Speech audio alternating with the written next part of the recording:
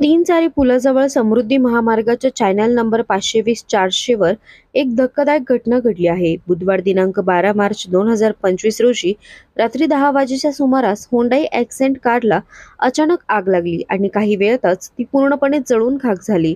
विशेष म्हणजे कारमध्ये कोणीच नव्हते, त्यामुळे हा अपघात होता की कोणत्या तरी कटाचा भाग यावर संशय व्यक्त केला जात आहे. घटनेची माहिती मिळताच अग्निशमन दलाने तात्काळ घटनास्थळी धाव घेतली आणि आगीवर नियंत्रण मिळवले. मात्र कार पूर्णतः जळून गेल्यामुळे तपास अधिक कठीण झाला आहे. महामार्ग सुरक्षा पथक महाबळेश्वर येथील पोलीस अंमलदार सुखदेव दहातोंडे, पोलीस कॉन्स्टेबल राहिल राठोड, ज्ञानेश्वर खेळ तसेच महाराष्ट्र सुरक्षा पथकाचे जवान विलास कुरे आणि भास्कर हजारे घटनास्थळी दाखल झाले आणि संपूर्ण परिसराची पाहणी सुरू केली. प्राथमिक तपासादरम्यान काही संशयास्पद बाबी समोर आल्या असून पोलिसांकडून या घटनेचा अधिक तपास सुरू आहे.